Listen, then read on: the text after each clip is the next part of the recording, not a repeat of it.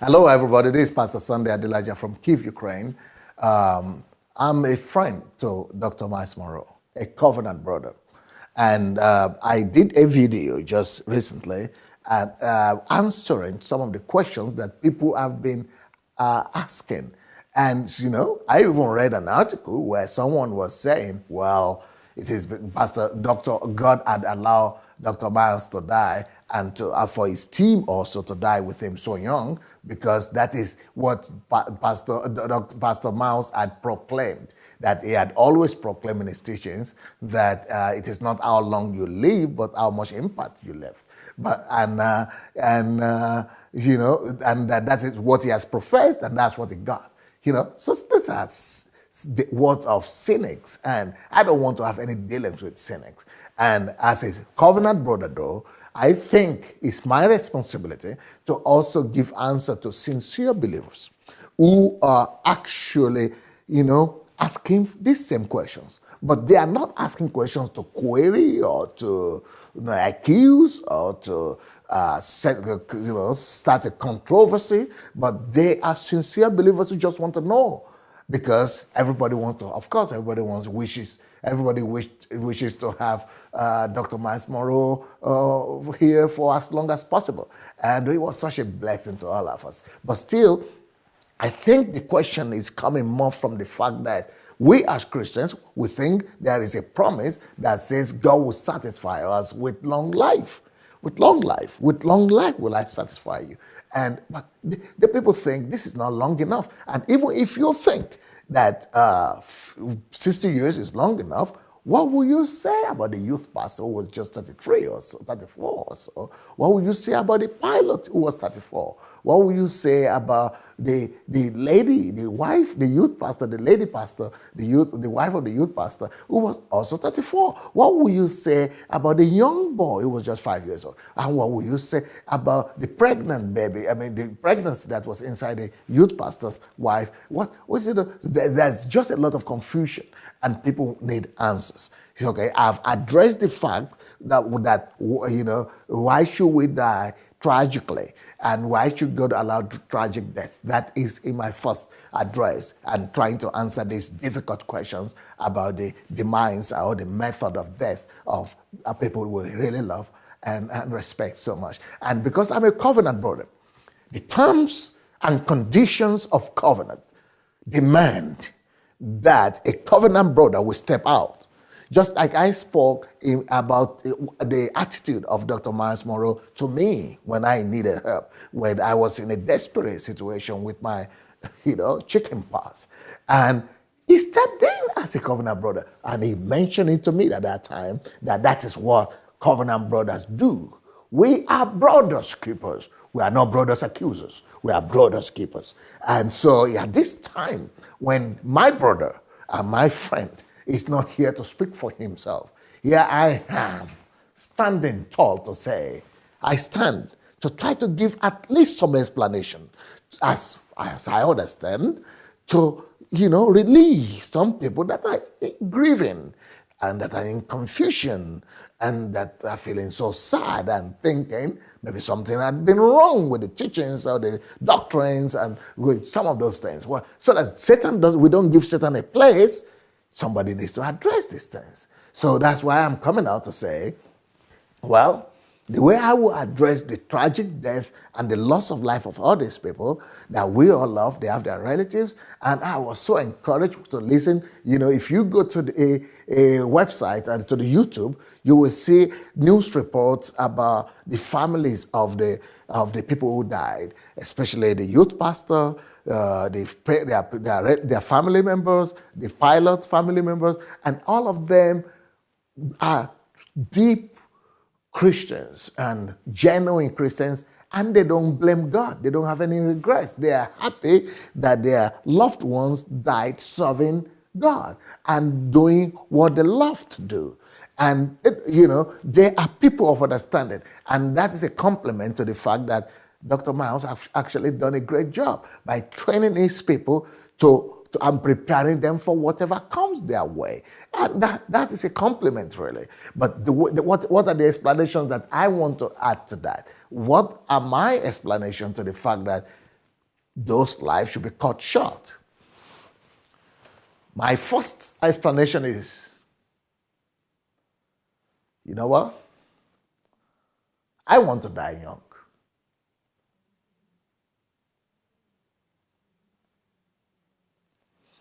I think dying young is a dream. It's a dream come true, dying young. And I still want to support the idea that Pastor Dr. Miles Monroe, propagated and preached when he was here, that it's not how long you live, but how much contribution you make. I want to make as much contribution as possible, but if I die young, I'm going to be happy. You remember what Paul said?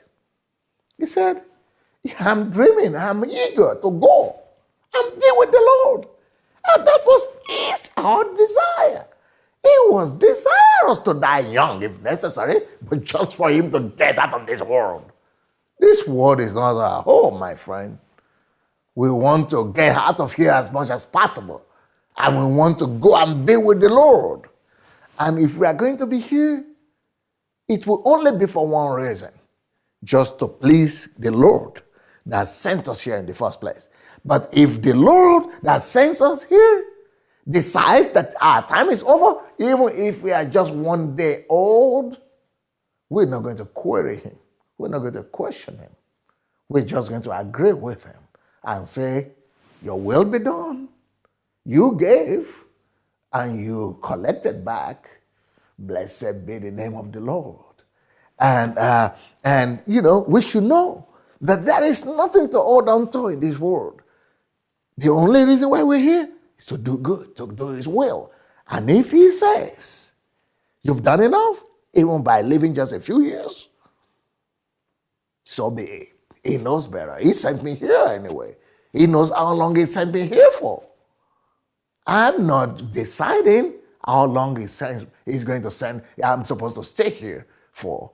He decides. He decided that before I even appeared here. I shouldn't query him or his choices. That's one thing, the first thing I want to say about it. The second thing I want to say about dying early is that, you know what? Let's start with Dr. Miles and Dr. Ruth. Dying early for them, I think it's a dream. I think it's the best thing that could happen to anybody, especially of that caliber. Because when you die young, this is talking historically now. Historically, dying young is an advantage in the sense that you are dying at your best. You are dying at your apex, when you are dying at your prime. And dying at your prime means people historically down the years will remember you at your prime. And that's why Jesus died at his prime. Jesus didn't live on to be 80 years old or 70 years old, and we didn't think that was something unfair. God decides. And we're happy. And the fact that Jesus died young leaves a picture in the mind of people for generations to come. And the same for Dr. Miles. We didn't get to see him tired. We didn't get to see him worn out. We didn't get to see him, unable to walk and, crawling. We didn't get to see him on the sick bed for so long. We didn't get to see him losing his message or losing his edge. He left at this prime, the best time, when he was at the cutting edge. So what remains in the memory of everybody becomes that edge, the cutting edge he was in when he left. What remains in the mind of everybody is Dr. Miles Monroe at his prime. So you will never see his weakness. You see him in his strength. So that's why the movie stars that really become, historic figures are people who die young. If you look at the king of rock and roll, I'm sorry to use that here, I'm not going to mention any name, because he died so young, he became an icon, iconic figure. Or, historically, if you look at Che, the revolutionary from Cuba, from Bolivia or Cuba, He's who died in Bolivia from Argentina or is it Cuba. So that he died young. Because of that, he became an iconic figure. People who die in their prime, because they seem to get more authority. They have more clout. Why? Because, I'm just talking about it from the psychological aspect of it and the historical aspect of it. Because people want to identify themselves with something strong, like Jesus died young. John the Baptist died young. He also died a tragic death. But you want to identify yourself with something young, agile, active, strong, handsome, beautiful, and, something attractive. And in contrast to that, I will not mention some names, but, I know so many men of God who were so good at their prime, who are so famous and effective at their prime. But as soon as their ages, they began to get older, they began to wane in ages, they began to fade off. And they're still alive today, but it's like, I'm sorry to say, some of them have outlived their relevance, and you don't hear about them. And, not to mention any name, but if for the past 3, 4, 5 years, I know men of God that were more famous than Pastor Miles Monroe at the time, who Miles Monroe will even call his teachers and, fathers in the Lord.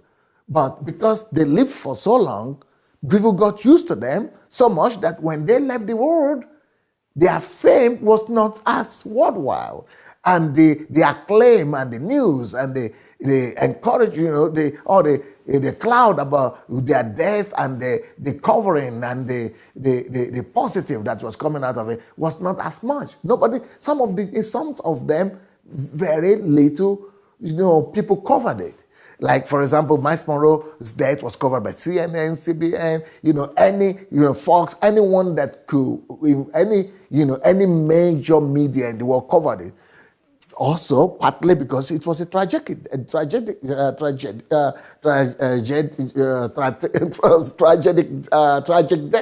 because it was a tragic death, and because it was a life that was cut short. So there are advantages in everything. A member of my church just called me the other day and said, wow, if such a man could die so young, I want to get all his tapes. I want to get all his messages. I want to review my life. I want to become serious with God, because now I know Christians could die young, so I could die young too. So a lot of people have been encouraged because of this death.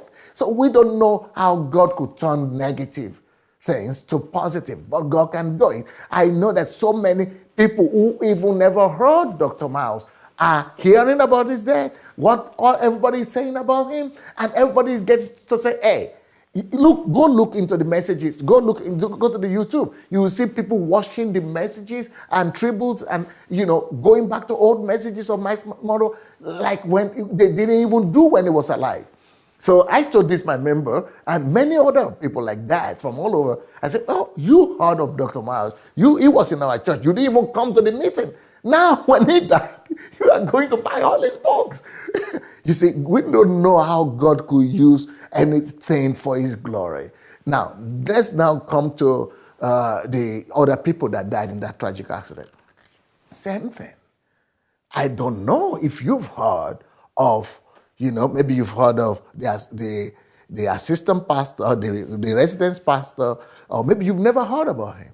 Maybe you've heard about I don't know how many of you have heard about the youth pastor, the husband and the wife, or the little. We've not heard about them before. Most of us have never heard about them before this tragic incidents, or the pilots. Most of them have never heard about them. But because of the tragedy that happened, by them dying young, I think they have made more impact than 6 billion, maybe 7 billion people living in our world today, not dying, alive, but nobody has ever heard of their names. What is tell me what, which is better? They've made more positive impact for the kingdom of God in their death than when they were alive. They've made more positive impact and contribution to the kingdom of God. They've made more news in their death than maybe 99% of the people alive today. How many people in our world today have had more news covering than all these people who died tragically? You know how many people are getting their lives dedicated back to the Lord, getting to know God just because of the tragedy? You know how much people are hearing the names of all these people, these families? They have left a legacy and a big footprint. And I'm proud of what God is doing after their death to our world, to our continent, and it's shaking our mindset, even shaking out of our comfort zone, shaking out of our religious beliefs, out of our religious cliches, and out of our dogmas. And I think that, we don't question God. We don't query God.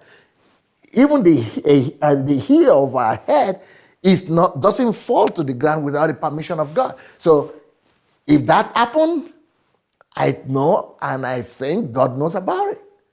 And if He allowed it to happen, He knows better. And I see a lot of positive coming out of this. And I know some of the things I'm saying are quite controversial, but you know what? Let's look for the good in this tragedy rather than just focus on some rhetoric questions that you will never be satisfied with any answers anybody could give to you. But Dr. Miles, you've done a great job. You've left a great legacy. All the guys all the people that lost their life in that tragedy, in that plane crash, I'm sure everyone is proud of you. I'm sure you are among the saints and the heroes of heaven right now. And we are just glad that in your death, we got to know you all. And in your death, you are having more impact and more contribution than we've had you, or we know that you must have done when you were alive. And rest in peace, everybody. And we'll meet you very soon up there. God bless everybody.